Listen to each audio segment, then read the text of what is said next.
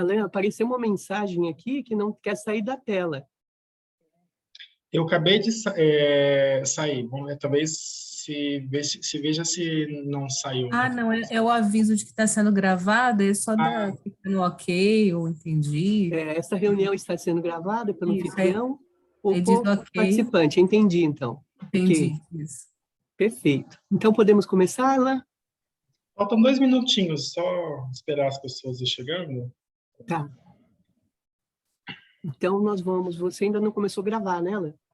Não gravei porque aí... Espera começar, né? Timing. Só para a professora Maria Garcia compreender, nós temos pessoas do Nordeste, do Rio de Janeiro, nós temos pessoas que estão na Itália, estão conosco aqui. Eu acho que tem pessoal do Sul também, não sei se tem. E nós temos o seu fã-clube também, viu, professora Maria Garcia? Regina, você começou as aulas também? Sim, começamos, professora. E eu já havia começado antes, professora, porque eu estou coordenando lá o juizado especial faz algum tempo, né? E o juizado, nós voltamos antes do início das aulas. Nós não voltamos desde o meio do ano passado, porque voltamos no mesmo caminho que o tribunal ditou para os funcionários, nós seguimos as ordens dele, né? Então, já começamos, Maria, desde o meio do ano passado, mas só no juizado, né? Lá no juizado, com os funcionários da PUC, os funcionários do cartório e também os nossos estagiários, terceiro e quarto ano, que a gente tem lá, né? Então, mas nas aulas só agora, juntamente com todos, né? Mas no juizado eu já estava com essa experiência já do contato, né? Que é muito bom, né, professora? Sai um pouco desse... Realmente, nós não aquilatamos ainda o significado desta pandemia, ou seja, mundial, o significado disto.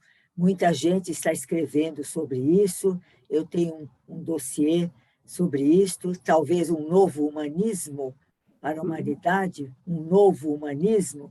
Nós estamos muito violentos, né? Ler os jornais do dia é uma coisa difícil de ler, as coisas que acontecem nos jornais, nas emissoras, ou tal, realmente é um tipo de violência que sofremos de todos os lados. Sutis, algumas sutis, outras claramente, talvez um novo humanismo, esse movimento que já houve no mundo, né? O Renascimento foi exatamente um movimento nesse sentido. Onde está o ser humano? O que é o ser humano? Ser humano. É muito, muito importante isso. Vamos ver. É muito transformador esse momento, né, Maria? É muito transformador. E a gente souber utilizá-lo como tal, um salto novo, né? Pode ser muito bom se soubermos fazer isso, né? O salto, né? A tecnologia que nós temos, a medicina tão avançada, e temos uma pandemia, quer dizer, o mundo todo, isso é algo que realmente faz pensar. Não é só um fato que aconteceu, tudo, faz pensar no que seria isto, o que significa isto, na verdade. Né? O mundo todo envolvido no mesmo problema. É uma coisa incrível, né, Maria? Quando a gente passa hoje, depois de... Não terminou a pandemia inteira, mas depois que passou, talvez, os piores momentos para nós, que era algo que nós nunca vivenciamos, né? Então, passado esse primeiro momento, às vezes, quando a gente começa a falar sobre o assunto com mais lucidez, com mais calma, mais tranquilidade, como a gente está fazendo aqui agora, a gente começa a perceber a verticalidade, a profundidade, né?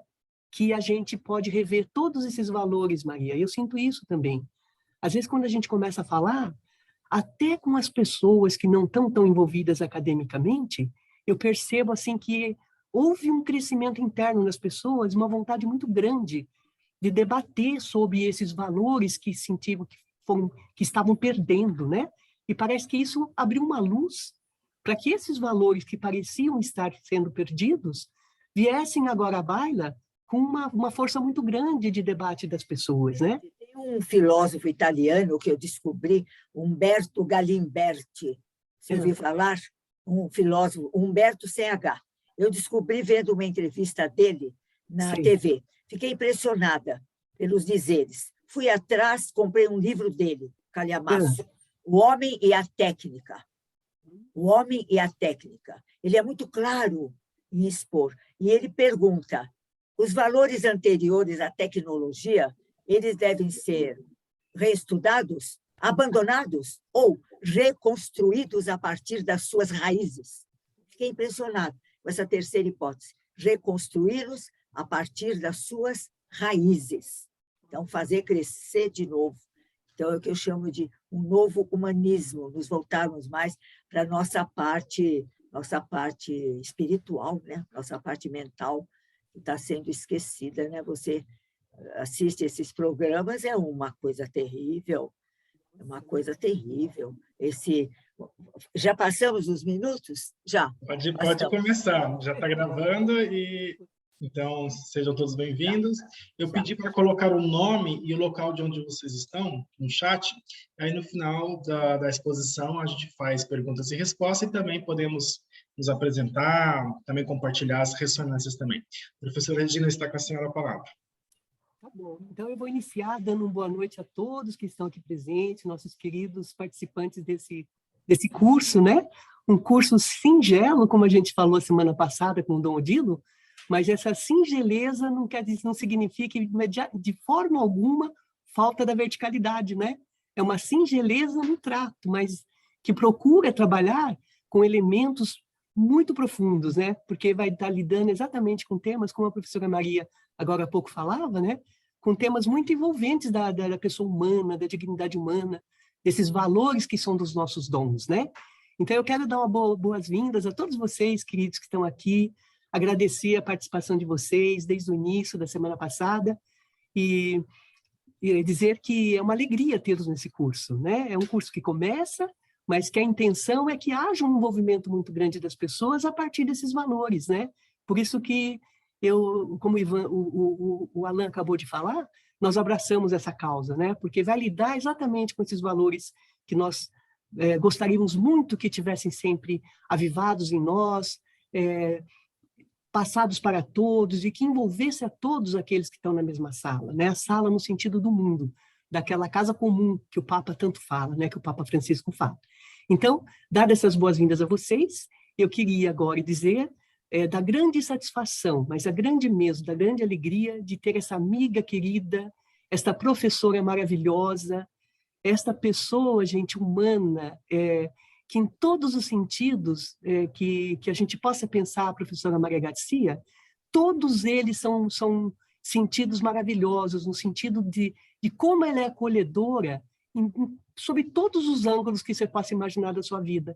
Ela é acolhedora dos pares, ela é acolhedora dos alunos, ela é acolhedora da instituição ou das instituições em que ela trabalhou e trabalha. A todos que nós possamos perguntar algo sobre a professora Maria Garcia, vocês tenham certeza que sempre, de todas as pessoas que nós possamos perguntar, virão coisas boas, virão coisas maravilhosas, porque é assim que a professora Maria sempre se comportou. Sempre. Eu conheço há décadas, né? E há décadas que sou assim, uma eterna aluna da professora Maria, por todas as lições de vida e as lições acadêmicas, mas sobretudo de vida, a partir da sua atitude, a partir do seu comportamento, que ela nos mostra e que ela revela a todo momento para nós. Então, professora, queira saber, né, não preciso dizer que é uma grande honra, é uma grande alegria tê-la aqui nessa sala para poder brindar-nos, né, homenagear a todos nós que estamos aqui, todos como seus alunos aqui, esperando ansiosamente para ouvir a sua fala hoje, professora. Mas antes disso, professora, nós estamos aqui em toda a aula falando um pequeno currículo dos professores, né? Para que fique registrado também nessa nossa gravação, para que os alunos saibam um pouquinho, né? Que é muito pouquinho, porque o currículo não é todo o currículo, porque a professora Maria tem um currículo extenso, gente, né? Mas algumas coisas para que os alunos possam conhecer, para que os presentes aqui, que são alunos e professores ao mesmo tempo, como nós, possam conhecer da professora, né?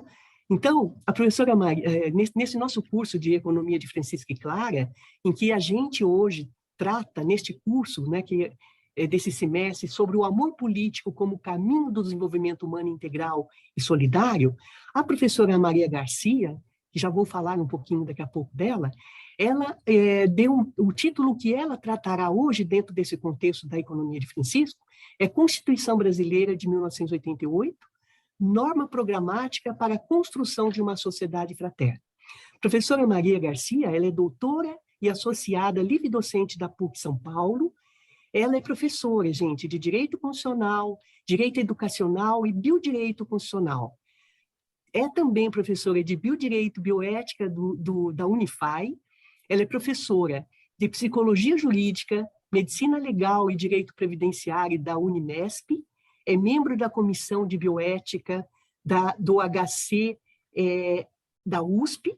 É membro do Comitê de Bioética do HCOR, membro do Instituto de Advogados de São Paulo, procuradora do Estado de São Paulo, foi assistente jurídica da reitoria também na nossa USP, membro fundadora e atual também da diretoria e diretora atual do Instituto Brasileiro de Direito Constitucional, ela é diretora-geral lá, coordenadora de revista de Direito Constitucional Internacional da editora Revista dos Tribunais, é membro da Academia Paulista de Letras Jurídicas, associada honorária do COMPED, membro do Conselho Deliberativo do Instituto dos Advogados de São Paulo, também membro do Conselho Superior do Direito da Federação do Comércio, membro do Conselho Editorial da Revista Escola Superior da Procuradoria-Geral do Estado de São Paulo, membro do Conselho Editorial da Revista de Júri do MP de Minas Gerais, presidente da Comissão Permanente do Estudos de Bioética da IASP, e tem no seu currículo também um prêmio membro ativo 2019 do Dia Mundial da Bioética da Unesco. Então, professora Maria, a gente tinha muito para falar mais, mas ficaríamos aqui a noite inteira para contar tudo que a professora Maria faz, né? Essa foi uma seleção, assim, eu acho, de títulos importantes para os alunos conhecerem um pouquinho da sua carreira, da sua andança, né, pelos corredores da academia e dos trabalhos da sua profissão, professora. Seja muito bem-vinda, professora.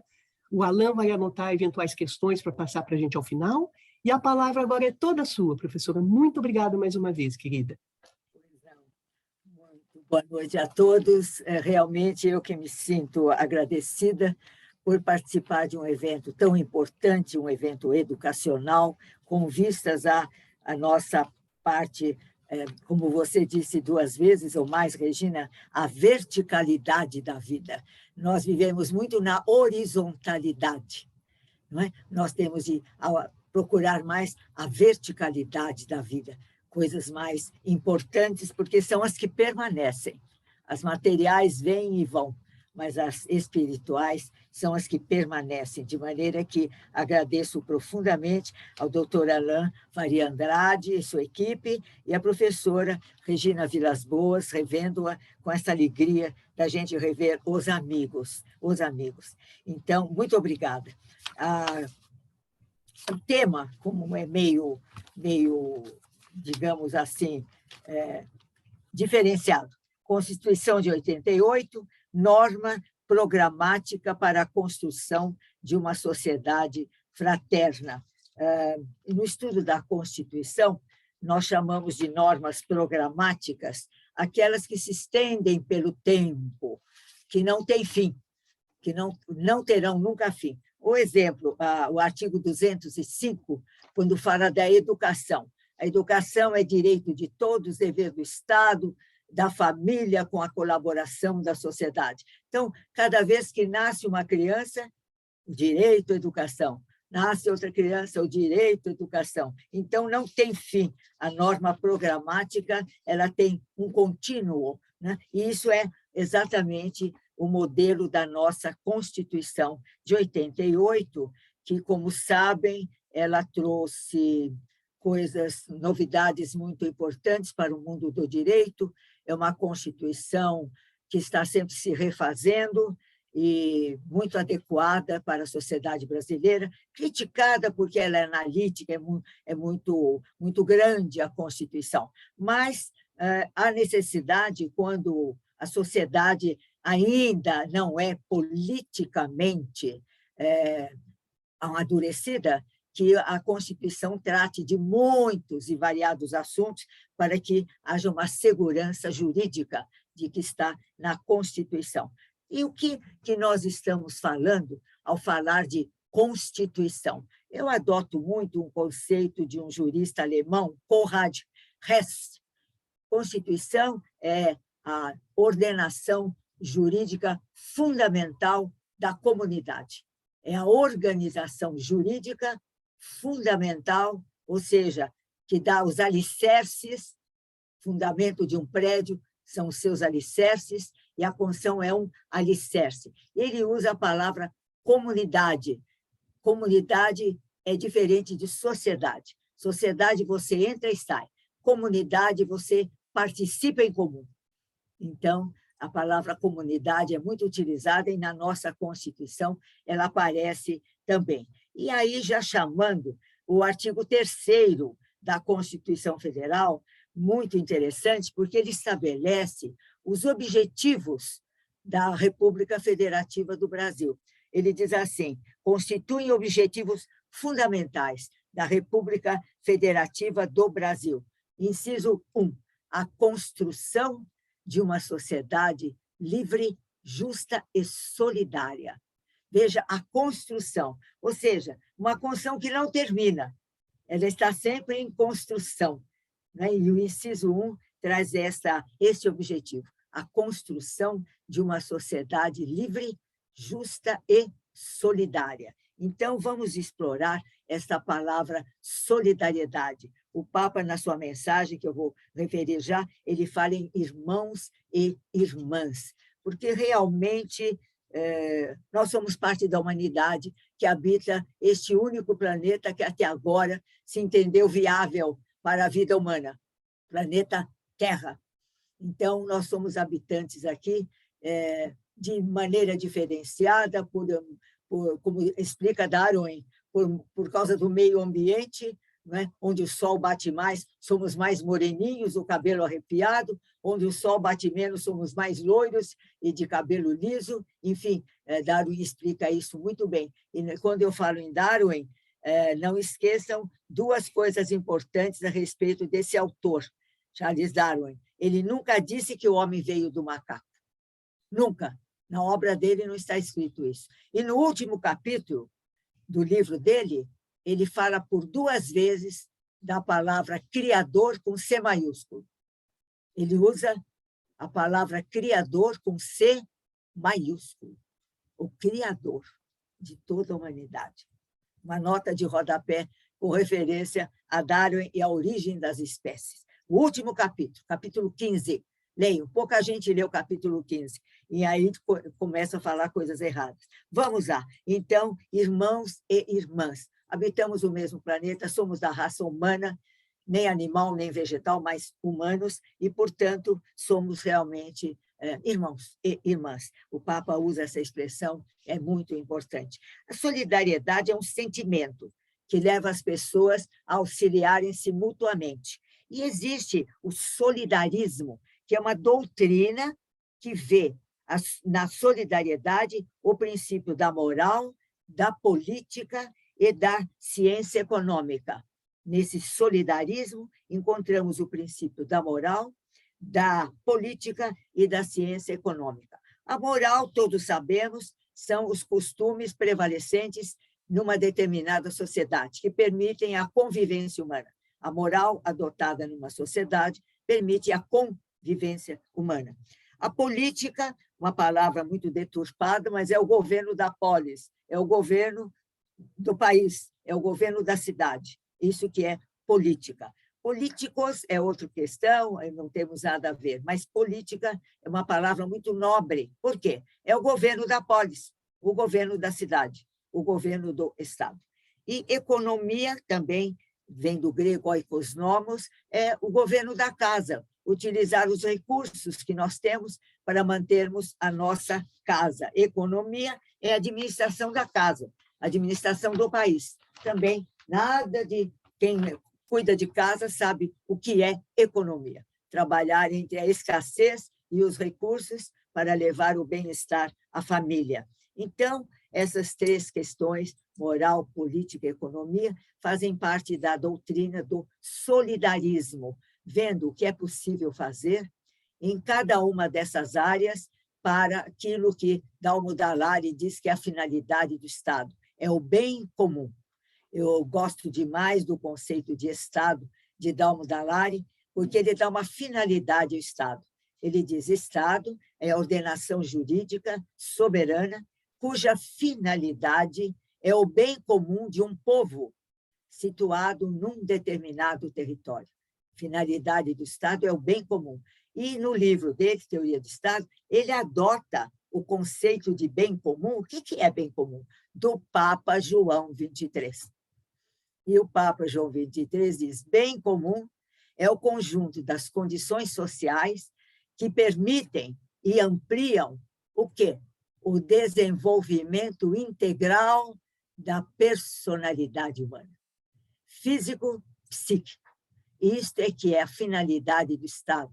O Estado existe para isso, para o bem comum do povo, desenvolvendo a sua personalidade físico-psíquica, de maneira que eu adoto o conceito de Estado do nosso Dallari, porque ele dá uma finalidade ao Estado. Os outros conceitos são corretos, temos Celso Bastos, Michel Temer, mas não dão finalidade. Para que existe Estado? Para quê? Para o desenvolvimento integral da personalidade humana no território nacional. Então, nós vamos ver, trabalhando a palavra solidariedade, que na mensagem do Papa, eu colhi uma parte de uma das mensagens do Papa Francisco, ele desenvolve o conceito do amor político. O amor político tem como base o reconhecimento de todo ser humano como irmão e irmã, e a procura de uma amizade social que é capaz de integrar a todos. E esse reconhecimento da fraternidade universal, a procura da amizade social, segundo o Papa, não são meras utopias. Torna-se um exercício alto de caridade, de uma forma de amor. Ou seja, a palavra solidariedade, a ideia de irmãos e irmãs, traz realmente essa ideia de amor, um sentimento. Se você for ao dicionário de filosofia, você vai encontrar as 5 emoções primárias do ser humano. Todo ser humano nasce com elas: amor, alegria, tristeza, raiva, medo. São emoções próprias do ser humano para serem desenvolvidas no momento adequado, mas serem vividas, porque são próprias do ser humano. É esquisito que num curso de Direito, por exemplo, e até às vezes de Psicologia, não estudemos as emoções humanas. Nós nascemos com elas, mas depois não sabemos como desenvolvê-las, como utilizá-las. A raiva, por exemplo, vai dizer: Maria, mas a raiva é boa? É, a raiva é indignação. Quando você fica indignada com uma coisa errada, é raiva. Não quer dizer dar um soco na outra pessoa, mas ter o sentido da indignação e cobrar atitudes corretas. Essa é uma forma de raiva, a indignação diante de coisas erradas na sociedade. De modo que as 5 emoções estão no dicionário de filosofia, que desenvolve páginas e páginas para falar sobre emoções: amor, alegria, tristeza, raiva, medo. E a solidariedade é uma forma de amor, é um sentimento de irmanação, de meu com referência ao meu próximo. Não importa quem seja, não importa quem seja. Um morador de rua que se instala em frente ao seu prédio e está lá. Você fica indiferente? Há pessoas que dizem: precisa tirar essa pessoa daí, é uma sujeira, está atrapalhando. Outros vão e levam alguma coisa para esses moradores de rua. Levam uma cestinha, levam um pacotinho do que eles não podem comprar, do que eles não teriam possibilidade de utilizar. Isto é o sentimento de irmão, sentimento de solidariedade. É um movimento com referência ao outro, quem quer que seja.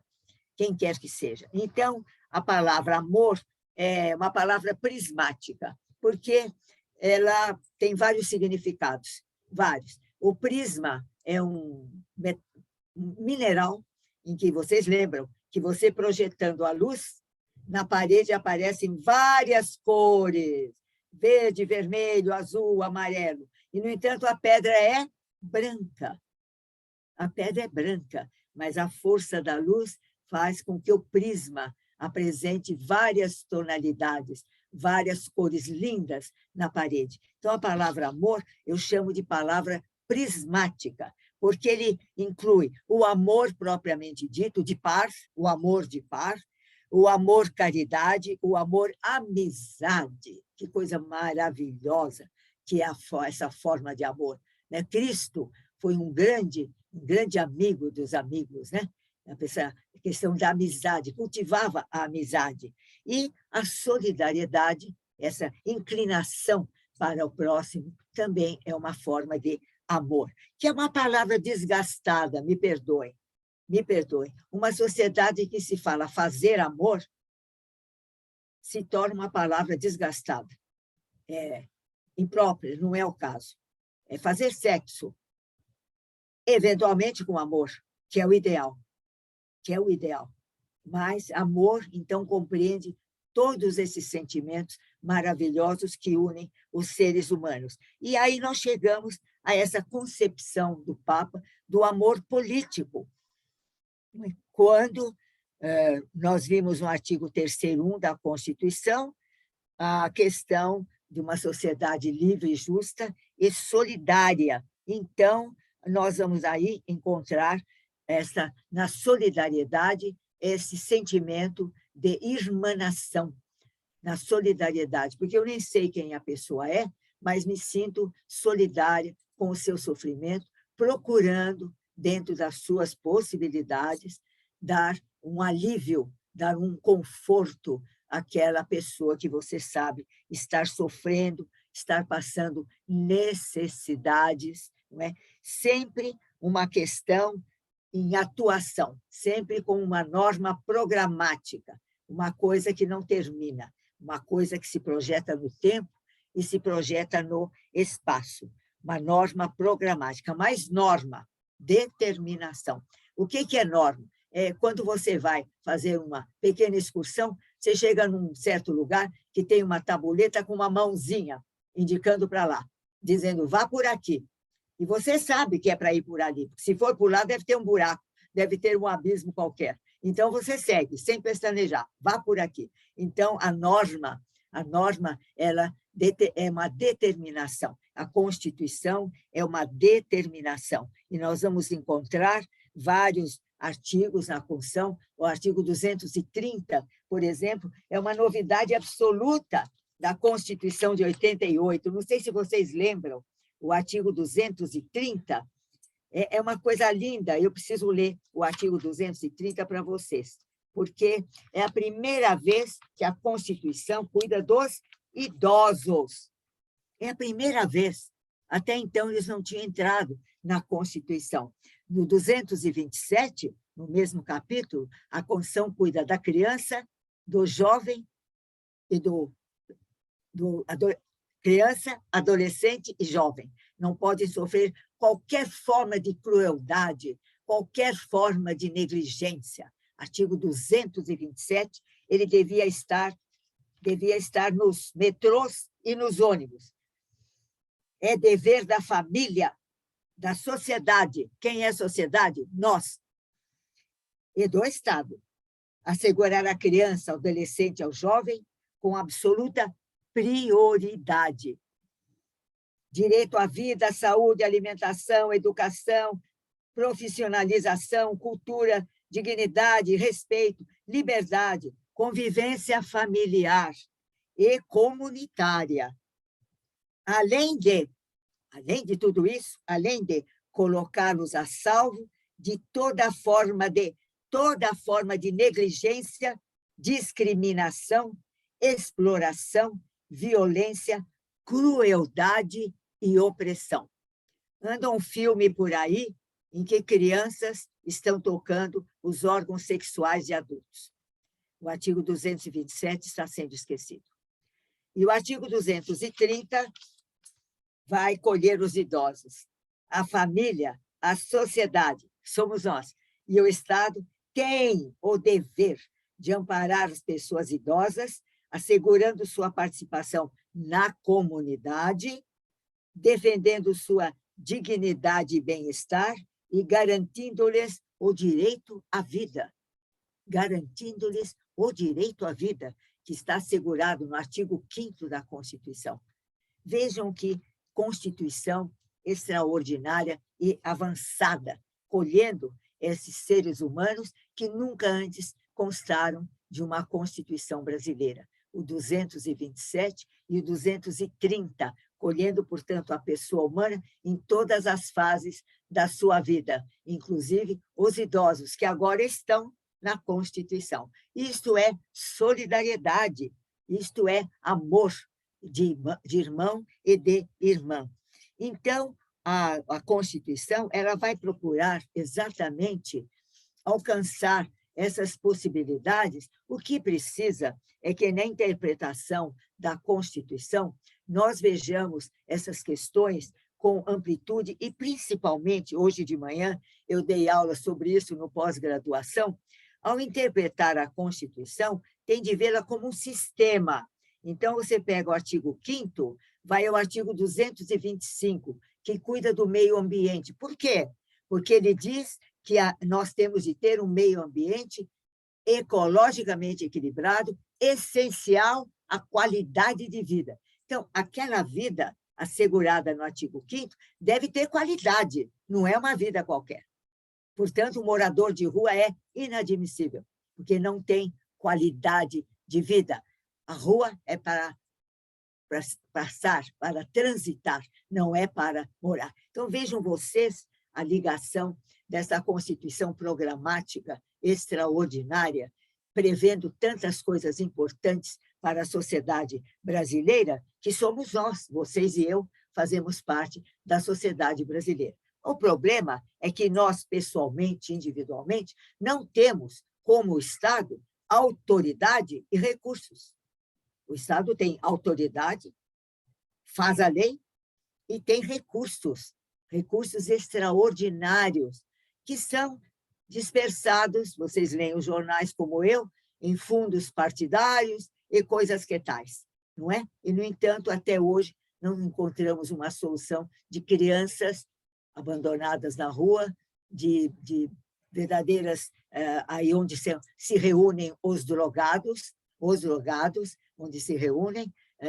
O príncipe Henry, parece-me que é o último que se casou, esteve no Brasil anos atrás. Eu tenho a Folha que publicou. E não sei se ele pediu ou alguém o levou para conhecer a Cracolândia. Chegando lá, ele fez uma única observação, olhando aquele drama humano dantesco. Ele fez uma única observação.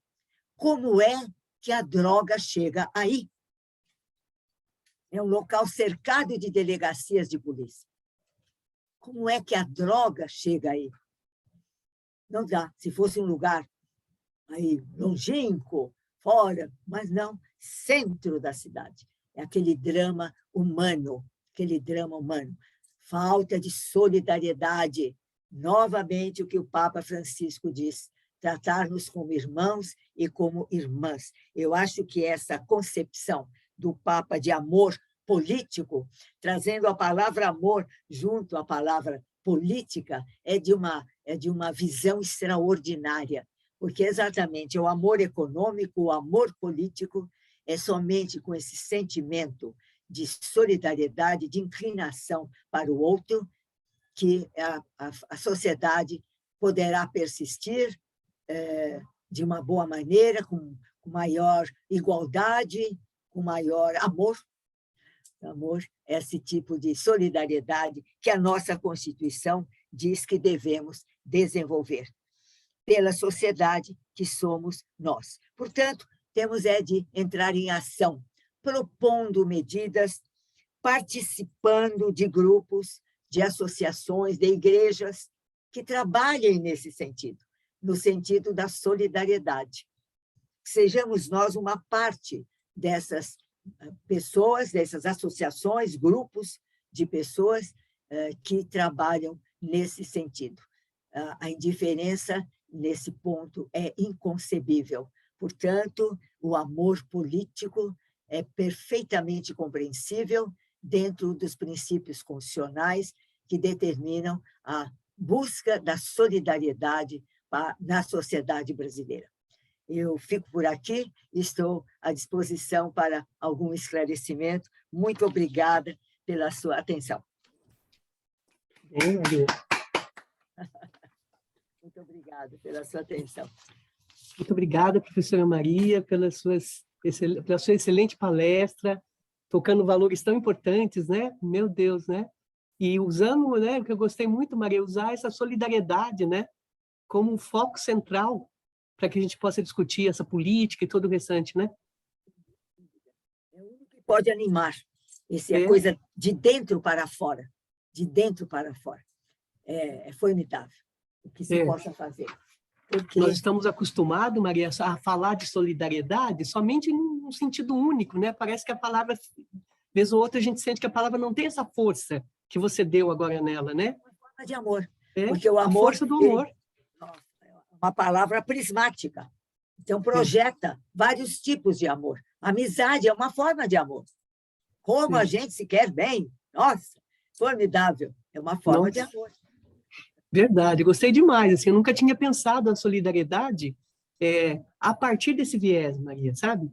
Porque, para mim, esse viés estava muito mais centrado na fraternidade, que, para mim, é um passo além da solidariedade, né? Mas eu acho que a solidariedade, sim, é o começo desse caminho, né?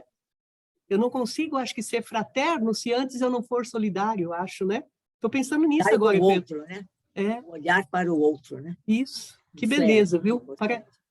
Muito obrigada. Parabéns pela reflexão e obrigada por abrir novos rumos, né? Para as nossas reflexões, viu? Querida Regina, obrigada. E eu vou já, desde já abrir a palavra. Alain, você está anotando, viu no chat as pessoas que gostariam de estar falando, a palavra está aberta para que as pessoas possam perguntar, indagar. Eu vou deixar palavras com vocês, queridos, para que vocês... Gostaria de ouvir, porque as coisas estão muito mal postas, mal postas. Então, movimentos como este têm que ser mais constantes, que as pessoas precisam ouvir discursos como deste curso que vocês estão dando. Porque os discursos da internet, da TV, são completamente diferentes, de uma violência de gesto, de palavra, de imagem. É uma coisa terrível. Quem gostaria de perguntar? Estamos aqui esperando. E ainda vem, perdão, Regina, mas uma nota de rodapé, eu costumo chamar nota de rodapé. E ainda vem falar de questão de censura, não é? Realmente, a Constituição, no artigo 5º, 9, diz é livre a manifestação artística, científica, independentemente de censura ou licença. Mas no artigo 221, inciso 4, quando fala dos meios, meu Deus, dos meios como a internet, como a TV, diz muito comunicação claramente... de informação, Maria? Meios de informação, comunicação... Meios eletrônicos. Meios eletrônicos de comunicação. Aí pega rádio, TV, internet, artigo 221, inciso 4, diz assim, respeito aos valores éticos e sociais da pessoa e da família. Esquecem, lembram do artigo 5º, 9, que diz, independentemente de censura ou licença, mas esquece que o 221, quando fala dos meios eletrônicos de comunicação, determina respeito aos valores éticos e sociais da pessoa e da família. Então, os que estão falando agora desse filminho que anda por aí, esquecem que a Constituição, quando ela fala independente de censura ou licença, é porque ela lembra dos tempos de ditadura, em que, para você fazer um filme, um espetáculo de teatro, publicar um livro, você tinha de pedir licença lá em Brasília. Senão você não publicava, fazia coisíssima nenhuma. Então, é a licença prévia, que não é pedida. Você não tem de pedir licença para ninguém para fazer um filme, uma peça de teatro, escrever um livro. Mas,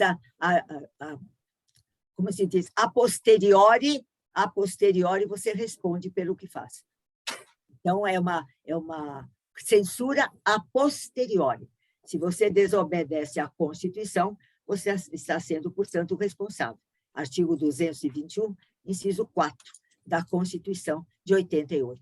Porque ela é um sistema, ela tem de ser interpretada no seu todo, como sistema, e não um artigo isolado. Se um artigo isolado, independente de licença ou censura, bom, não pode ter nenhuma forma de censura. Mas e lá? Como é que você respeita os valores éticos e sociais da pessoa e da família? Se desrespeitou, haverá uma censura a posteriori, e você deverá responder por isso. Então, realmente não é fácil. Não é fácil. A questão da responsabilidade aí é que tem que estar presente, né, Maria? Porque todo mundo pode fazer o que quiser fazer. Só que tem que arcar depois, tem que ser responsável por aquilo que faz, por aquilo que diz, né? E responder depois conforme a lei, né? Dúvida, uma outra nota de rodapé. Max Weber, em Economia e Sociedade, o grande sociólogo, ele fala de duas formas de responsabilidade. Ele fala da responsabilidade individual e duas formas de atendimento, duas formas de ética. Max Weber, duas formas de ética. A ética da convicção e a ética da responsabilidade. A ética da convicção, queridos, é assim: eu, Maria, pago minhas contas em dia, procuro cumprir as minhas obrigações, de toda maneira, eu me sinto uma pessoa ética. É a ética da convicção. Você tem a convicção de que é uma pessoa ética. A ética da responsabilidade, ele diz assim: todos somos responsáveis pelos resultados previsíveis de nossos atos. Mas aí não sou eu, nem Regina, nem o nosso querido. Todos somos responsáveis. Respondere, em latim, responder pela coisa. Pelos resultados previsíveis, grifa, previsíveis, de nossos atos. E você exibir um filme tão venenoso, onde tem crianças trabalhando, crianças de 4, 5 anos de idade, com questões sexuais, isso realmente mexe com os valores éticos da pessoa e da família. Portanto, a posteriori, tem de haver censura, sim. E é certamente um filme que não pode entrar na minha casa. Se quiser ver, vá ao cinema. Você vê filme pornográfico no cinema, se você gosta, vá. Porque para ir ao cinema você tem de sair de casa, chegar ao cinema e pagar a entrada. Então, vá. Agora, dentro da sua casa, isso é inconcebível. Entra pelas vias da internet e outras coisas, né? Então, a Constituição realmente, de 88, é extraordinária, mas precisa ser bem interpretada, saber interpretá-la, ligando os seus dispositivos, e não vendo um dispositivo isoladamente, conforme o exemplo que eu dei, Regina, que é um assunto que sai na ordem do dia e diz respeito também à solidariedade, ao amor pelo outro. Como é que eu ponho uma criança num filme pornográfico? O que essa criança futuramente vai sentir disso que aconteceu? Vocês sabem que filme que eu estou falando, que nem vou falar dos autores, porque não vale a pena. Não é? O que essa criança... Freud explica o que essa criança, na sua cabecinha, aquele ato está causando. Então, é uma falta de solidariedade, é uma falta de amor. E criança é uma das coisas mais importantes que possa existir no mundo. É a criança, porque é uma coisa linda, extraordinária. A criança, maravilhosa. Ok, obrigada, Regina. Imagina, Maria. E esse filme, a semana toda, foram vários comentários, né, Maria? Eu tive a ocasião de ouvir alguns debates de jornalistas falando, né? Falando de censura. Não conhecem a Constituição, só vem o artigo 5º, inciso 9. Mas e lá? O que diz lá? Então, bom, Constituição que é bom, eles não sabem nada, né, Maria? Pelo visto, não conhecem, né? infelizmente. Mas eles rasgam, né, Maria? É incrível que eles rasgam as constituições, né? Não sabendo lê-las, não sabendo interpretá-las, eles criticam e querem rasgar. Mas a gente, se pensarmos, quantas aulas que a gente assiste, quantas aulas que a gente dá, e que tudo que a gente pode tentar pensar como uma solução dentro da Constituição, Maria, sistematicamente a gente pode dar a solução, né? Sistematicamente ela é um instrumento importantíssimo, porque conduz a bons resultados, né? Mas as pessoas não leem, não sabem. Porque, Regina, na educação brasileira, a criança, por exemplo, já podia conhecer o livrinho, né? Da aula para criança, não de direito constitucional, de Constituição. Olha, está vendo esse livrinho aqui? Ele tem a ver com você. Ele tem um artigo que fala de você. Você precisa ter esse livrinho em casa. Chegando em casa, pede para a mamãe e para o papai para comprar esse livrinho, para você, de vez em quando, ler. Então, adequadamente à idade, já começará a incutir na mente da criança a existência de uma Constituição, lei fundamental. Depois, quando for já adolescente e jovem, o curso de medicina, curso de física, por que não ter uma aula de Constituição? O médico não precisa conhecer Constituição? Não estou dizendo, por favor, direito constitucional, isso é das nossas faculdades. Não, Constituição, alguns trechos da Constituição que todo ser humano dentro do Brasil precisaria conhecer. E isso acontece em outros países. Acontece nos Estados Unidos, a Constituição deles, que é de 1787, pouquíssimo mudada, claro, a Suprema Corte atualiza a Constituição, mas toda criança sabe que tem uma Constituição e tem uma Suprema Corte que resolve os problemas do país. Então, nós não temos esse costume na nossa sociedade, né? As pessoas passam a vida sem conhecer a Constituição, nas partes que lhes dizem respeito. É mais ou menos como a questão ambiental, né, Maria? Se a criança, desde pequenininha, já conseguisse entender o que é a problemática ambiental, não precisaríamos aí tanto sofrimento ambiental, né? Claro. Constituição, mesma coisa. Eu achei que você falou foi super importante. Não é o direito constitucional, mas é saber o que ela tem ali reservado numa Constituição de direitos dela, né? Aprender desde pequena. Eu acho muito importante. O Alan está levantando a mão, Alan? Sim, diga, querido. Nós temos 3 perguntas já.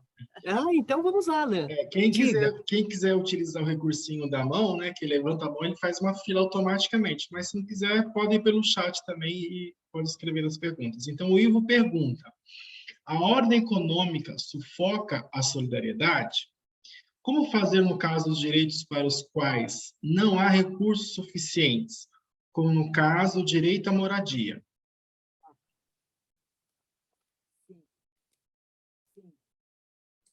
Professora Maria, quer que repita a pergunta?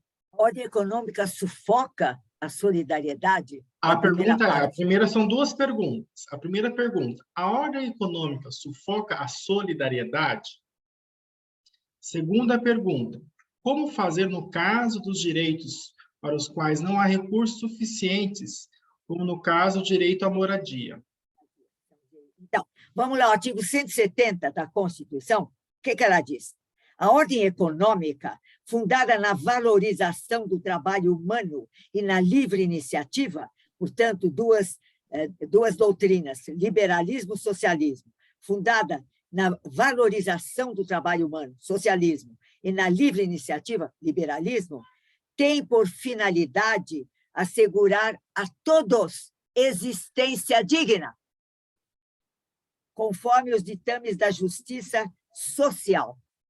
Então, vejam, não, a ordem econômica não sufoca, ao contrário, ela tem por finalidade assegurar a todos existência digna, ou seja, a organização da economia no Brasil, das riquezas do Brasil, no sentido do Estado dando bem-estar, bem comum, ela é para garantir a todos existência digna. Então, é preciso que o Estado trabalhe as fontes da economia, da riqueza do país, para, com esses recursos, assegurar existência digna. Você aludiu à moradia. Moradia é um direito social que está no artigo 6º da Constituição. A moradia está no artigo 6º, são os direitos sociais. O que é o direito social? É um direito assegurado a todos no território nacional, que é social.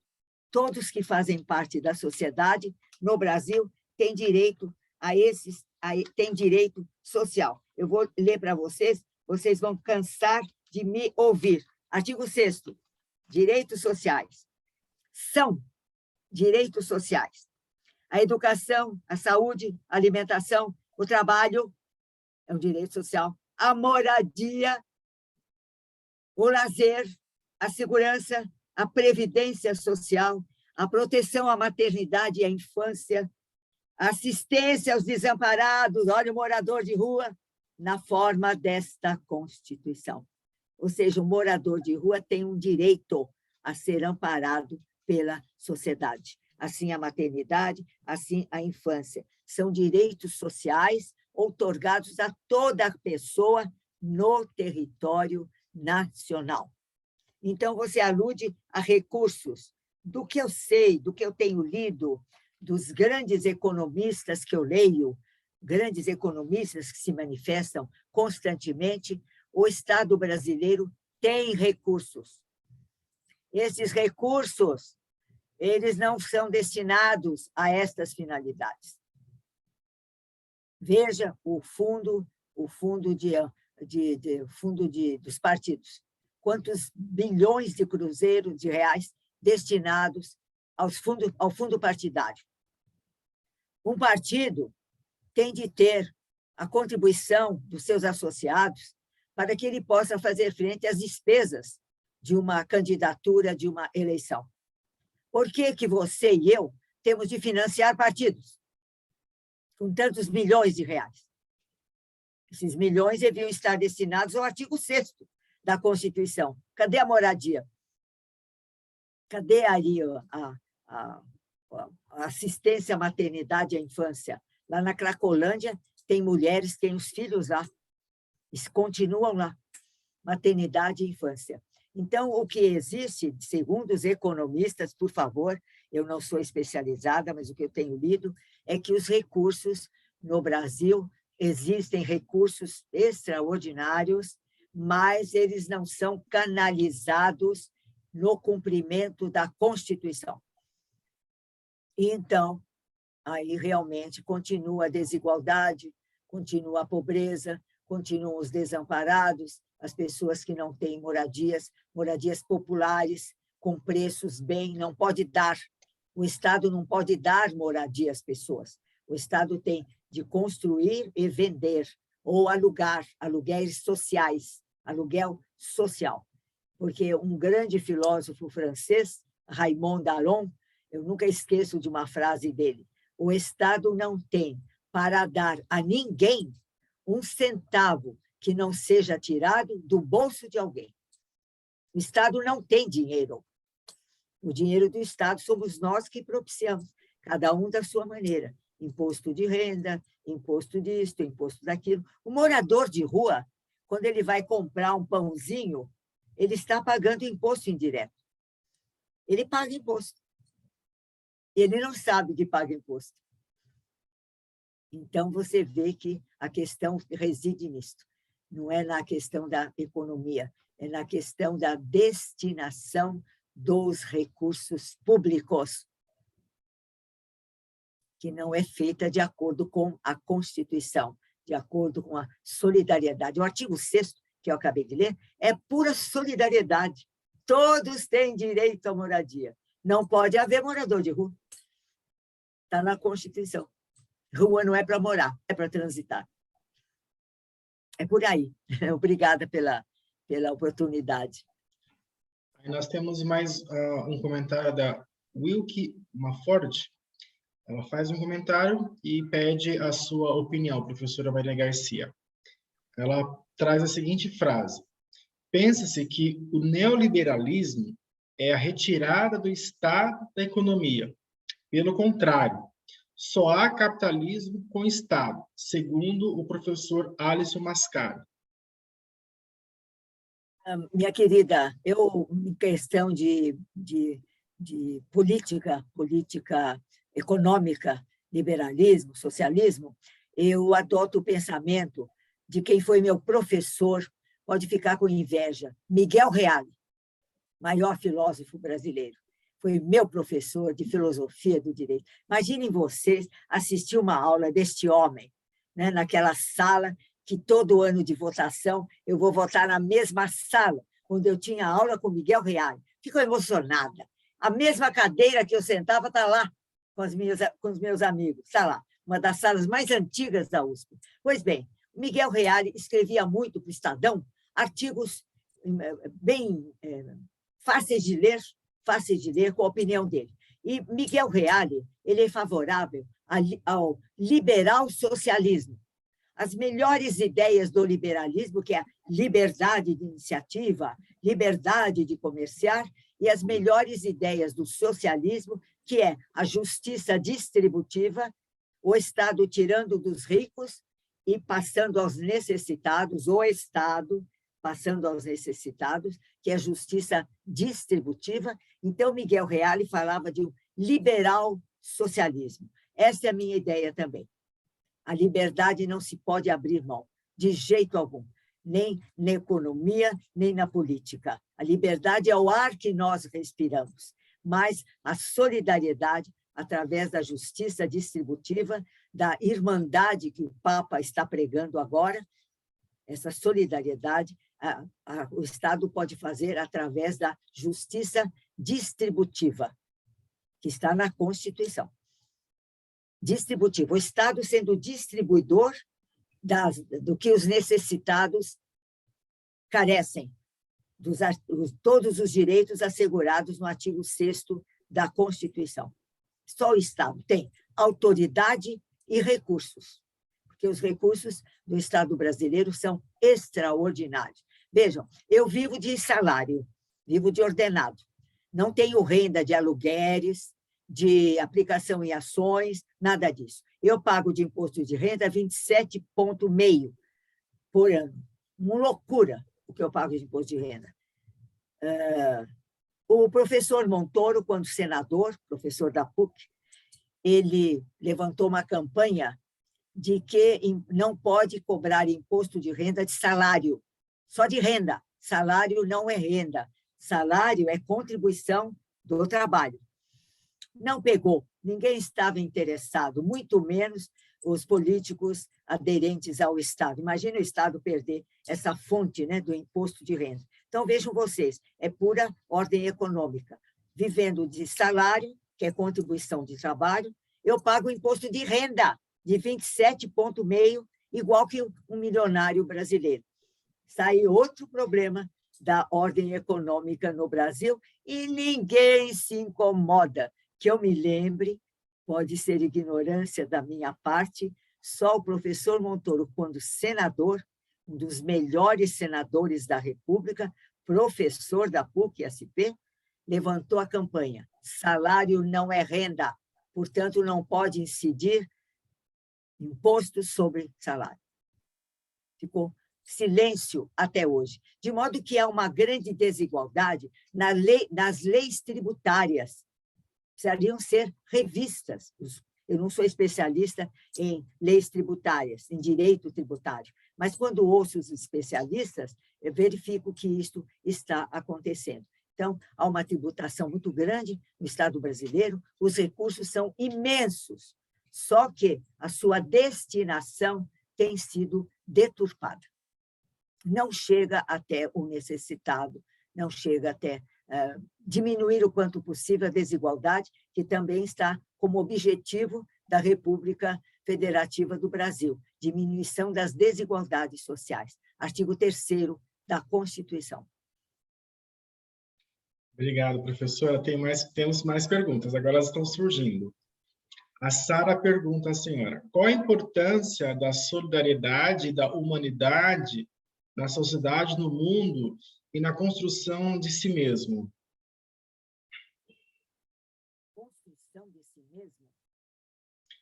frase construção desse mesmo? Qual é a importância da solidariedade e da humanidade na sociedade, no mundo e na construção de si mesmo?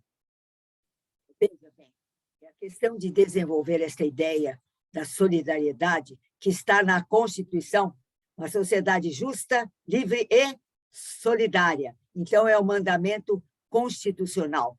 É um sentimento em referência ao próximo, em referência a eu compartilhar dentro das minhas possibilidades, das necessidades do próximo, que pode ser até necessidades emocionais, de compreensão, de conversa e tudo mais. Isso varia muito. Então, na construção da nossa própria personalidade, isso é muito importante. O relacionamento social é muito importante na construção da construção da sociedade e na nossa própria construção da nossa personalidade.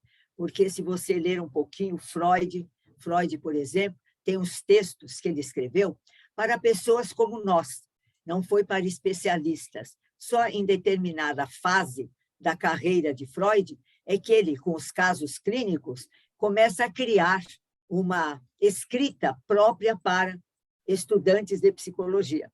E aí já nós saímos. Mas Freud tem textos, esboço de psicanálise, por exemplo, que ele explica a nossa mente, né? Superego, ego, id, e como nós podemos interferir nesse autoconhecimento e na construção de uma outra personalidade diferente, melhor daquela que nós percebemos que temos certas inclinações. Então, o sentimento de pensar no outro, o sentimento eu outro, que é a solidariedade, é muito importante, até na construção da sua personalidade. Você perceber que alguns pontos da sua personalidade que você não gosta, então você pode reconstruir alguns aspectos da sua personalidade através este sentimento eu outro, vendo outras pessoas que você admira,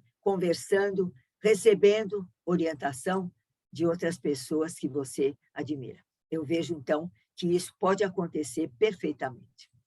Obrigado. Parece muito difícil, mas não é. Obrigado.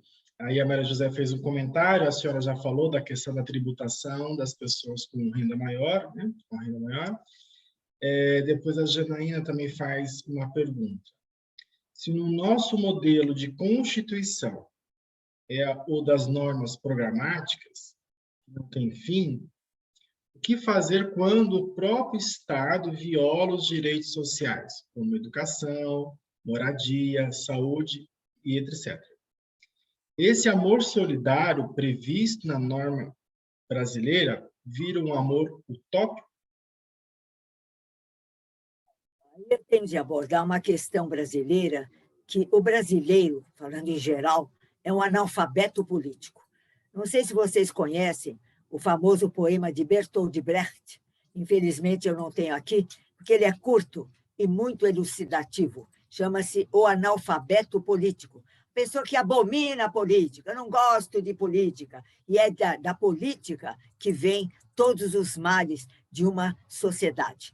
Como o brasileiro em geral não conhece sua Constituição, suas leis, seus direitos, não conhece esse movimento de solidariedade, a relação eu-outro, então ele não sabe pleitear os seus direitos.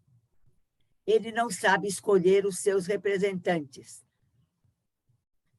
Aí vem o problema do Poder Legislativo. Nós temos 513 deputados federais e 81 senadores. É gente demais. É gente demais. Viveríamos bem com menos representantes, mas mais representantes efetivos, né? Então, nós vemos na questão dos partidos, na questão dos nossos representantes, nós vemos aí que não há este conhecimento que esperamos da Constituição até, da Constituição. Veja bem, eu vou dar um exemplo para vocês, não vão brigar comigo. Um país que elege um palhaço, deputado federal, como é o nome daquele palhaço? Como é? Vocês lembram? Vocês lembram? Ele foi eleito duas vezes. Tiririca. Veja bem, por favor, hein? Uma pessoa respeitável. Eu tenho um aluno, tive um aluno na PUC, formou-se em Direito, tem escritório de advocacia, mas a profissão dele é palhaço. Palhaço. Ele trabalha em espetáculos de palhaço, em teatros e ao ar livre. Então, vejam, por favor, não vão confundir uma coisa com a outra. Então, esse senhor Tiririca é uma pessoa respeitável. Mas, em termos brasileiros, eu acredito que ele não sabia o que faz um deputado federal, não conhece a Constituição.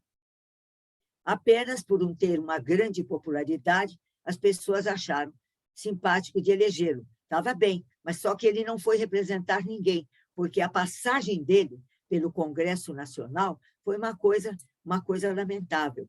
Vejam bem, se as pessoas que querem ser eleitas ou reeleitas, a gente tivesse um histórico, quantos projetos foram aprovados? Quantos discursos fez? A gente iria ficar decepcionada com certas pessoas que só frequentam o Congresso Nacional, não têm noção do que é ser representante de outras pessoas, como um advogado é. O advogado é um representante de outras pessoas, ele presta contas, ele tem responsabilidade perante a OAB. Agora, o deputado federal, o senador, como é que você vai fazer? Estão aí as pessoas aí sendo processadas e tudo mais. Ou seja, a questão é a educação política que nos falta. Educação política. Como eu disse, desde criança, já saber o que é política, o que você pode fazer, onde você pode chegar e os deveres dos poderes executivo, legislativo e judiciário. Isto é absolutamente desconhecido pela sociedade brasileira.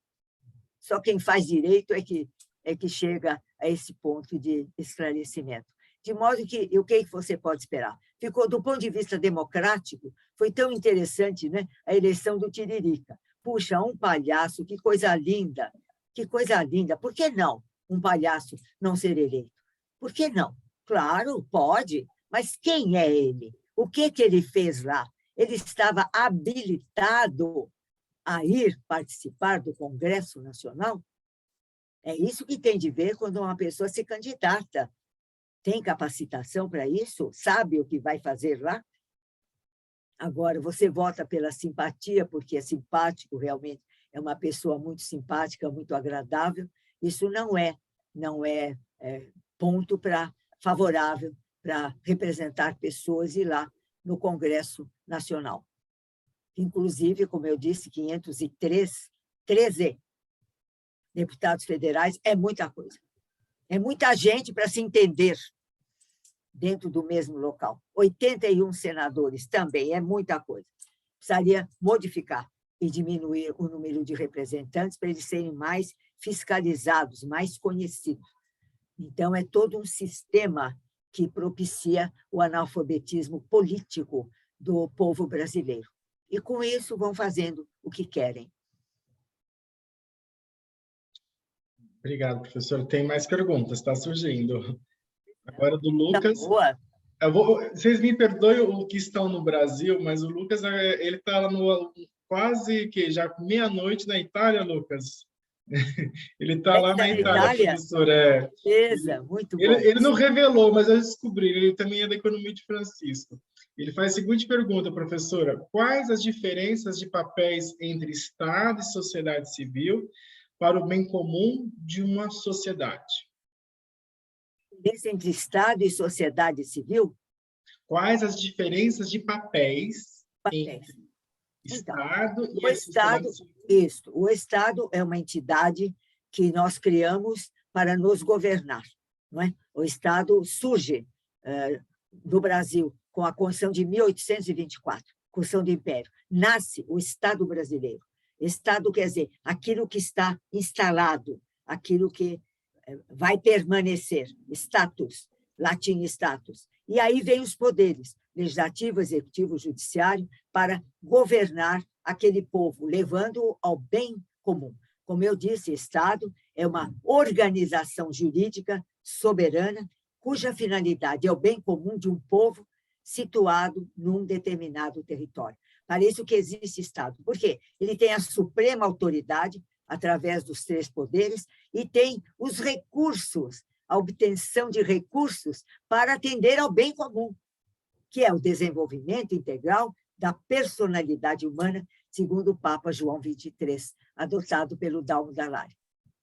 Então, é uma figura extremamente necessária. Ele aparece, ele nasce através de uma constituição, que é um pacto que um povo faz para viver em comum, sob uma autoridade soberana, para ser feliz, para viver bem dentro daquele território, havendo autoridade e recursos para tal. Essa é a origem e a explicação do Estado.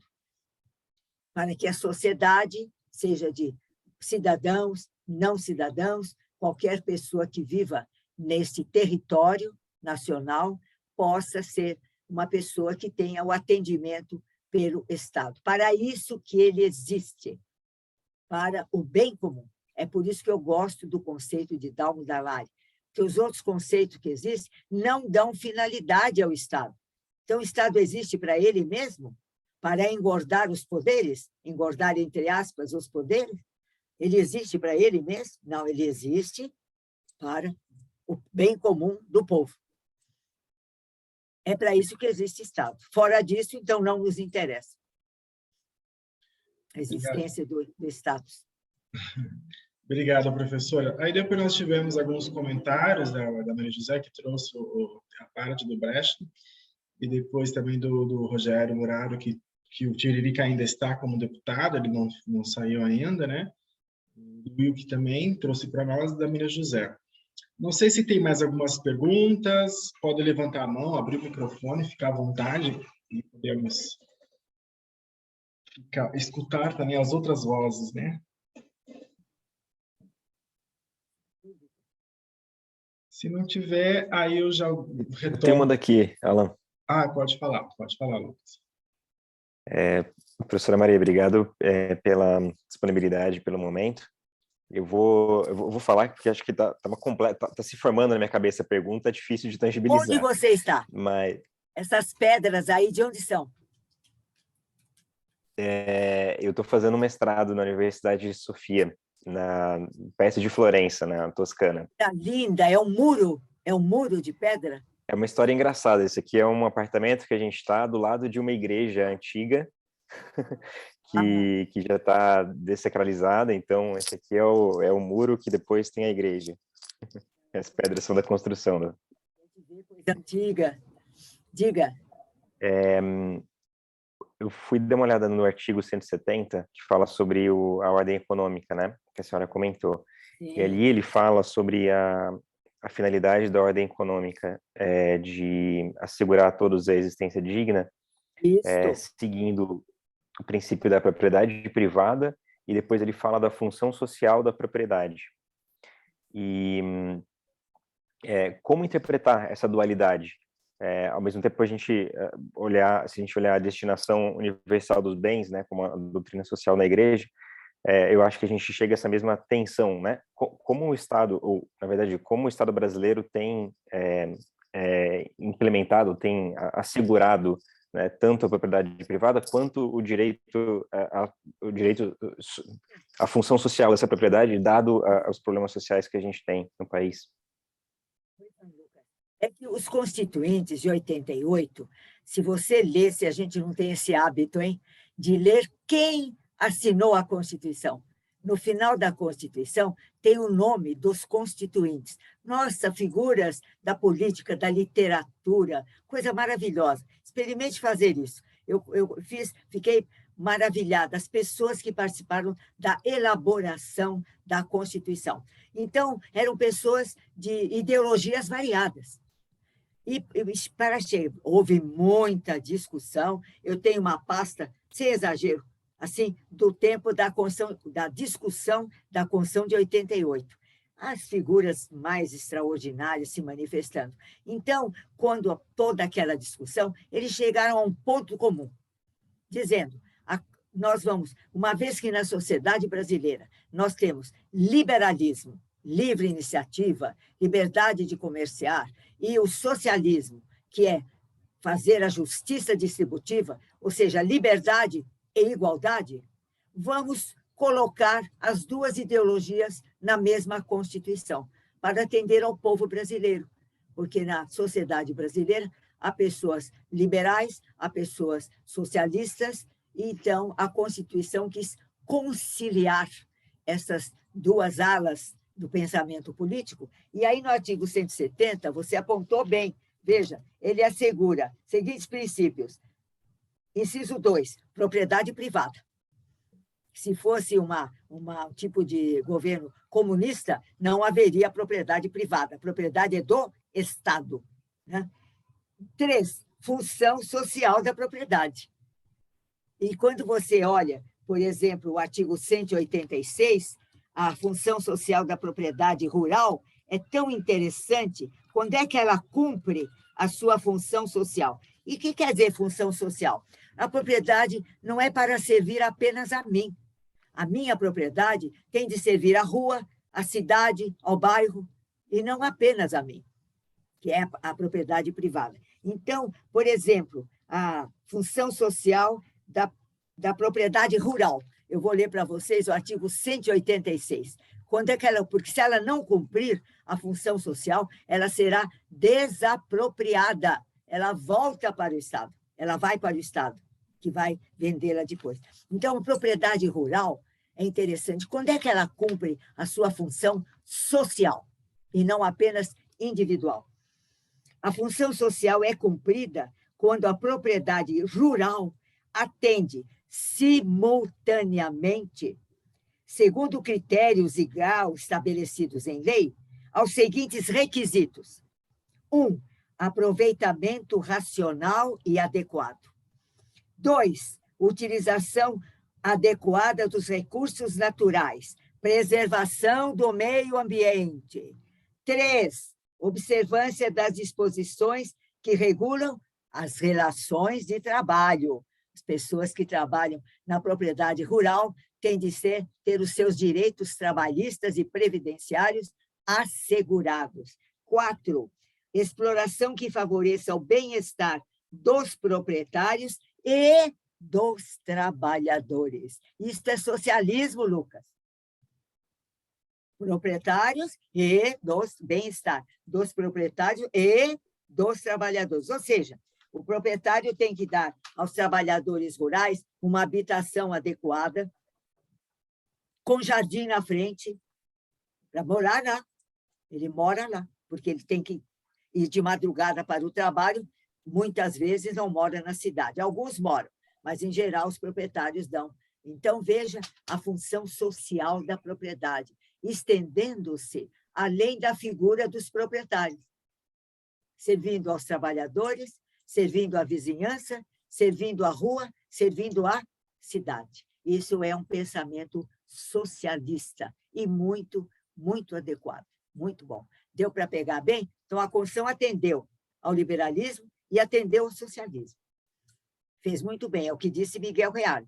As melhores ideias do liberalismo, livre iniciativa, livre comércio, e as melhores ideias do socialismo. Previdência social, habitação, bem-estar. Ela procurou. Agora, o problema que nós vemos, Lucas, é o atendimento. A Constituição fez mais de 30 anos já, era de 88. Muitos dispositivos da Constituição sequer foram implantados. Eu vou dar para vocês um exemplo. O imposto sobre as grandes fortunas. Está na Constituição, que a União deverá fazer uma lei estabelecendo imposto sobre grandes fortunas. Até hoje, essa lei não veio, porque alguns economistas verificaram que certos países implantaram esse imposto, não deu certo, revogaram. Outros países mantêm até hoje esse imposto sobre grandes fortunas. Alguns economistas dizem que é difícil você aferir o que é uma grande fortuna. Enfim, eu não vejo tanta coisa assim, realmente, para quem vive de salário e tudo mais. Então, essa lei não veio até hoje. Constituição descumprida pela União, pelo Poder Legislativo até hoje. A partir daí, Lucas, não é de admirar o que eu disse, analfabetismo político da sociedade brasileira, não conhece a própria Constituição, não exige, dos seus deputados e senadores que façam essa lei. Ah, mas não deu certo na Suécia. Bom, mas vamos implantar. Se não der certo, nós revogamos. Agora, mais de 30 anos sem fazer uma lei determinada pela Constituição, é um exemplo do que eu quero dizer. A Constituição desconhecida pelo povo brasileiro. É preciso que a gente tome uma medida qualquer. Eu faço parte, muito honradamente, do Instituto dos Advogados de São Paulo, o IASP. O IASP foi fundado no Império, pelo Barão de Ramalho, se não me engano, em 1854. Veja você que instituição antiga, Instituto dos Advogados de São Paulo, IASP. E nós verificamos lá que discutimos constantemente a questão de cumprir ou não a Constituição, não é verdade? E até bolamos e começamos a fazer um grupo nosso que compareça no grupo escolar de um bairro X e continuamos, nos reunimos num domingo, dia de aula, a gente vai até lá, fala com os diretores, é claro, antecipadamente, para chegar lá e conversar com os jovens do grupo escolar, desses bairros bem retirados, a respeito de Constituição. E tem havido resultados muito interessantes, e outros nem tanto. Pessoas que dizem, mas o que eu ganho com isso? Para que conhecer a Constituição? Mas, veja, é um movimento do Instituto dos Advogados, né, de ir até lá onde está o povão e conversar, transmitindo adequadamente, uma linguagem adequada, gostosa, discutir assuntos de cidadania, de direitos e tudo mais. Porque nas escolas não temos para os meninos, para os adolescentes, para os jovens, estudo da Constituição. Como eu distingui bem, a professora Vera, ela reparou, da Constituição, não do direito constitucional. Isso é outra coisa, outra linguagem, não tem nada a ver, né? Porque aí, sem dúvida, com o conhecimento, mas então eu posso reclamar, eu posso pedir, eu posso, por exemplo, propor uma lei? Você pode propor uma lei. Como é que eu tenho que estar na Constituição? Você tem de fazer, dirigir uma comissão do Congresso Nacional e propor uma lei que você ache necessária. Então, isto realmente é uma dificuldade muito grande na sociedade brasileira, você não conhecer os direitos da cidadania e do que você pode fazer, infelizmente, né? Encerrando a minha participação, veja, nós temos mais de 100 emendas constitucionais, né? Já são mais de 100 emendas, é muito. A Constituição norte-americana, de 1787, não chega a 30 emendas constitucionais. É verdade que lá a Suprema Corte, como eu disse, ela atualiza a Constituição, que é de 1787, mas é um sistema próprio dos Estados Unidos, que eles não querem mexer na Constituição. A Constituição é um mito, é uma coisa maravilhosa. Pois bem, a nossa Constituição tem mais de 100 emendas, na pouca idade que ela tem. E o artigo 14 prevê 2 formas de consulta popular, plebiscito e referendo. O plebiscito é uma consulta no seguinte sentido: você quer que se faça a mudança da Previdência Social no Brasil? Você vai lá, sim, não. E aí o Congresso vai atender o resultado da consulta popular. O referendo é com base num texto. Vocês querem a emenda previdenciária desta forma que nós estamos propondo? Você vai lá e bota sim, não. Isto não foi feito em mais de 100 emendas à Constituição. A Constituição brasileira está toda emendada e nenhuma vez se pediu a opinião do povo, apesar do artigo 14 da Constituição. Ou seja, todas essas emendas, elas são legais, mas todas elas são ilegítimas, porque não sofreram consulta popular, o povo que é detentor do poder, o conjunto dos cidadãos. Então, realmente, você pode prever que estamos mal. Precisamos realmente fazer algum movimento, porque estamos mal. Alguém aí até colocou a massa que vota é ignorante, não conhece os poderes que tem e o que pode exigir. Então, nós continuamos nessa ignorância, política, não é? Nessa ignorância política que acontece no Brasil. Tem mais uma pergunta, professora. O Flávio, eu vou pedir para você abrir o microfone, porque você tem que aproveitar o momento que é a tese de doutorado dela, sua pergunta. Então, faça a pergunta diretamente. E ela se debruça sobre esse tema. Então, você abre o microfone e pergunte diretamente à professora Maria Garcia. Qual é? Oi, boa noite. É que eu tenho meus filhos aqui, eles fazem muito barulho, mas, na verdade... Coisa gostosa, os filhos aí junto de você. Exato. Mas, na verdade, uma pergunta que se destrincha em três, assim, né? A primeira seria, a desobediência civil é capaz de alterar o sistema de representatividade atual? Né? Uma vez que ele não se mostra democrático? A desobediência civil é um instituto que existe na Constituição alemã, na Constituição portuguesa, tem desobediência civil na Constituição. Nós ainda não temos, ok? E ela se limita a desobedecer uma lei sem haver apenação, como cidadão, provando que aquela lei ela realmente é inconstitucional, ela, enfim, não serve para vigorar no país. É isso que é a desobediência civil. É opor-se a uma lei, recusar-se a obedecê-la, sujeitar-se às responsabilidades para que ela seja alterada ou revogada.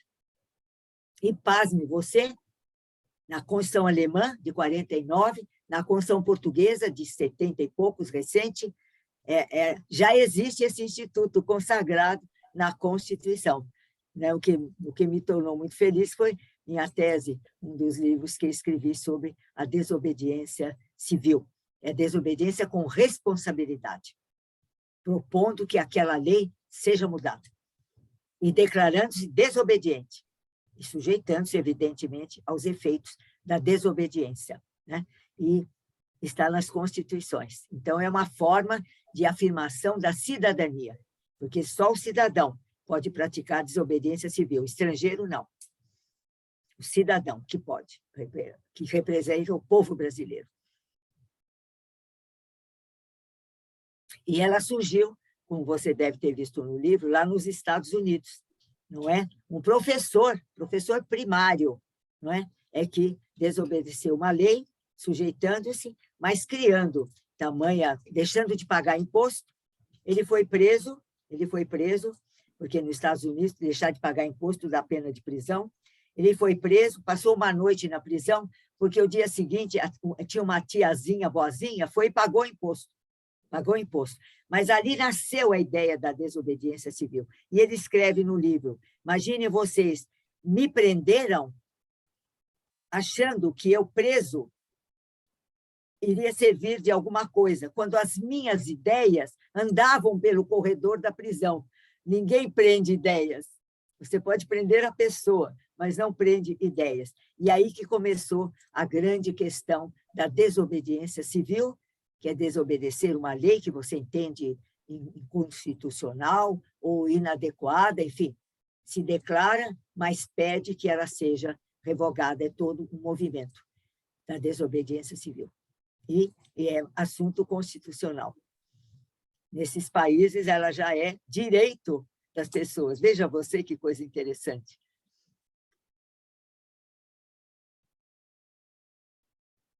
Aproveita, Flávia. Se quiser perguntar mais, é a tese do que a tese dela, né? Ela soltou um monte de coisa. Não, exato. E aí, nesse mesmo caminho, assim,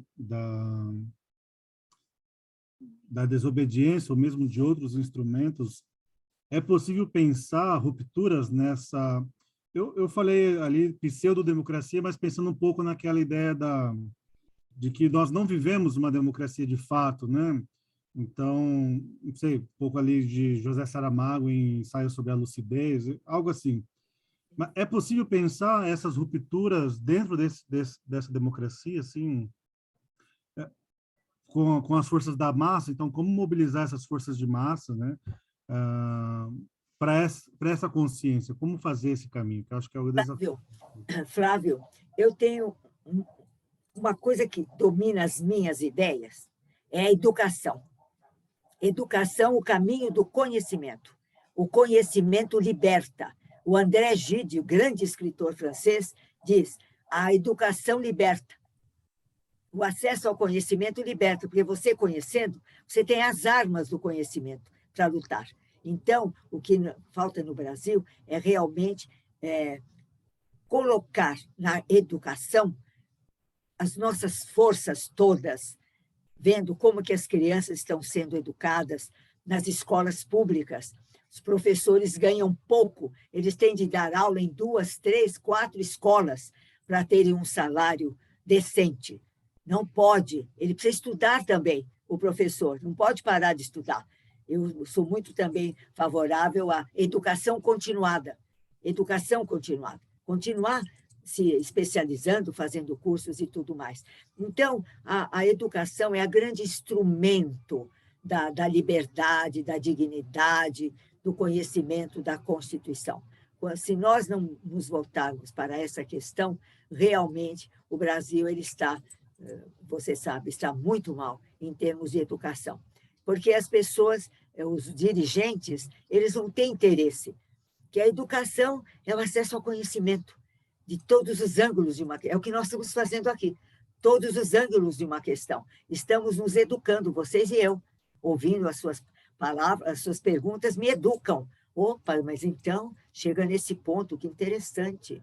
A pessoa tem essa pergunta nesse ponto de vista que eu não tinha pensado. Então, eu estou aprendendo, vocês estão aprendendo. E isso, as nossas escolas, lamentavelmente, estou falando da escola pública, as escolas privadas, sim, muitas delas excepcionais, mas as escolas públicas, largadas de qualquer nível, municipal, estadual, federal. E os professores também passando necessidades, tendo de lecionar em várias faculdades para terem um salário condizente. Então, essa parte da nossa sociedade tem de sofrer realmente, candidatos têm de se responsabilizar pela questão da educação no Brasil, porque educação é acesso ao conhecimento, e o conhecimento liberta. A pessoa sabe os caminhos, a quem pedir, de quem exigir, como fazer. Obrigado. Muito obrigado, doutora. Pois não. Mais alguma pergunta, Flávio? Alguém mais? Bom, acho que podemos, então, encerrar. Só um esclarecimento aqui. Então, hoje, daqui a pouco, a aula vai ser gravada, vou baixar do meu computador, depois eu subo lá para o link para vocês, então vocês conseguem ter, a partir de amanhã, acesso a essa aula e pode depois retomar ela. A partir da semana que vem, então, nós vamos ter encontro sempre com 2 professores.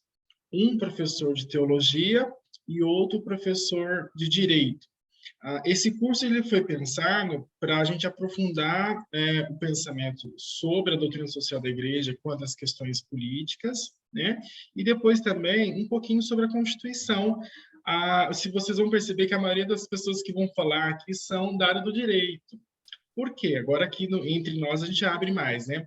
É de trazer uma visão, lógico, do pessoal do direito, né, sobre a Constituição Federal, que geralmente a gente trata as questões mais técnicas. Então, vocês vão ver que as aulas são cumulativas. O que quer dizer? Então, hoje, partimos do preâmbulo, mais ou menos, né? A professora trouxe vários artigos, e depois, as sequências, vocês vão ver que cada tema é específico, o professor do direito vai tratar uma parte da Constituição.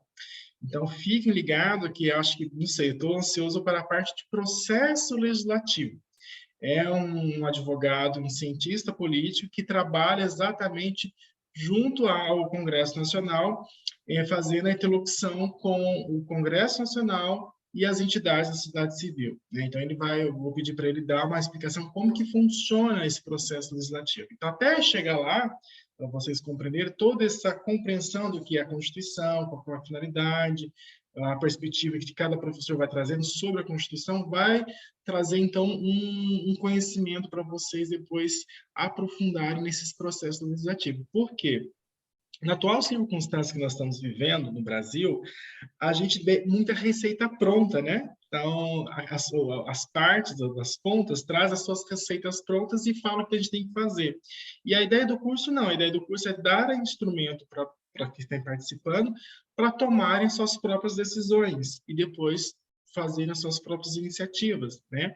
Então, essa é mais ou menos a ideia do curso, dar instrumentos de conhecimento para que vocês depois conheçam como que funciona a regra do jogo. Então, nada melhor do que saber onde está a regra do jogo, como que o jogo funciona, e aí a gente parte, então, aí, quem sabe, para uma alteração social. Então, é mais ou menos isso que a ideia do curso foi planejada, né? Aqui, com vocês, virtualmente, posso trazer com mais profundidade. Tá bom? Não sei se a professora Regina e a professora Maria Garcia queriam fazer as últimas falas. Se tem alguma pergunta também, pode ficar e eu encerro minha fala por hoje. Bom, eu queria, em primeiro lugar, só lembrando, espera um pouquinho, acho que fechou o microfone. Lembrá-la que é bastante importante a gente pensar que esta maneira de abrir, né, principalmente para as pessoas que não são do mundo do direito, mas para poderem ter esse conhecimento que o Alan colocou, que começou na aula passada, mesmo com uma pessoa que não era do direito, mas que trouxe elementos a serem discutidos no direito, como foi o Dom Odilo, né? E passando pela professora Maria Garcia hoje, nessa brilhante as brilhantes exposições feitas por ela, né? Passando pela Constituição e por elementos chaves, né? Artigos importantes da Constituição, lembrar que o andamento vai ter essa essência, né? Vai trazer essa essência para que a gente possa ter esse viés constitucional ao se pensar nas temáticas trazidas, né? Mas lembrar, como a professora Maria falou, eu quero repetir, professora, que aqui a gente vai pensar no texto também, não é no direito, né? Não é propriamente no direito constitucional, mas é trazer para vocês que estão aqui frequentando e que vão frequentar no livrinho. Isso, o livrinho, isso, Maria. Eu achei que foi tão oportuno que você falou, porque quando a gente fala o direito constitucional, a gente quer subentender, né, que as pessoas fizeram curso ou estão fazendo curso e que estão envolvidas totalmente no direito. Claro. E a ideia aqui é trazer o texto mesmo, como a professora Maria falou e trouxe, para que vocês conheçam elementos importantes do texto da Constituição e possam, né, respaldar o que nós aqui temos como pano de fundo e o pano de frente, que é a economia de Francisco e Clara, né? Quer dizer, trabalhar com os valores propostos nessa economia de Francisco e Clara, mas num semestre em que a gente terá muito conteúdo do texto constitucional para poder refletir nessas questões que, em princípio, parece não estar nessa ordem, mas a gente vai verificar que todas elas podem ser pensadas, reveladas e discutidas a partir do texto, como bem colocou a professora Maria. Né, professora? Então, mais uma vez, só peguei a palavra para dizer isso e principalmente para agradecê-la, viu? Dizer, estamos muito honrados, estamos muito felizes de poder ter estado essas horas com a senhora aqui. Muito obrigada, professora. E olha, um beijo muito grande para você, Tá, minha um querida. beijo para você, para todos. Mas diga a Dom Odilo que eu leio e coleciono os artigos dele no Estadão, Olha, que são realmente de guardar para ler de tanto em tanto. São preciosos os artigos de Dom Odilo no Estadão. Pensa, não passa despercebido. Mas eu quero agradecer esta oportunidade de difundir, de falar da Constituição, as perguntas. Agradeço todos que perguntaram, muito interessante, e quero também dar um abraço apertado a todos. Nos vemos por aí. Não tanto quanto o Lucas, né, Lucas? Estar aí onde você está não vai ser tão fácil. Não vai ser tão fácil, mas nos vemos por aqui e cuidem-se bem, por favor, até que passe esse drama que estamos vivendo. E Vera e querido... Oh, meu Deus do céu! Eu só posso... Alain, vem cá, Alain, exato, Faria de Andrade. Alain e Vera, eu só posso agradecer essa oportunidade tão grata para mim de estar aprendendo com as pessoas e propiciar algum esclarecimento. Permaneço ao dispor. Um grande abraço. Cuide-se bem. Cuide-se bem. E atenção aí para a função social da igreja, que é um grande bastião da luta social. Não é? Temos de dar muito prestígio à igreja, que permanece até hoje firme, de pé, como essa que está atrás do Lucas aí, essas pedras lindas atrás de você. Boa noite, cuide-se bem. Muito obrigada. Obrigada, minha querida professora. Até mais. Muito obrigada. Obrigada a todos também que estarem aqui presentes. E agradeço a participação de todos também. Um beijo para a professora Maria, um beijo para vocês. Alain, obrigada, meu querido. Uma boa noite para vocês. Bom descanso para todos. Pessoal, obrigado.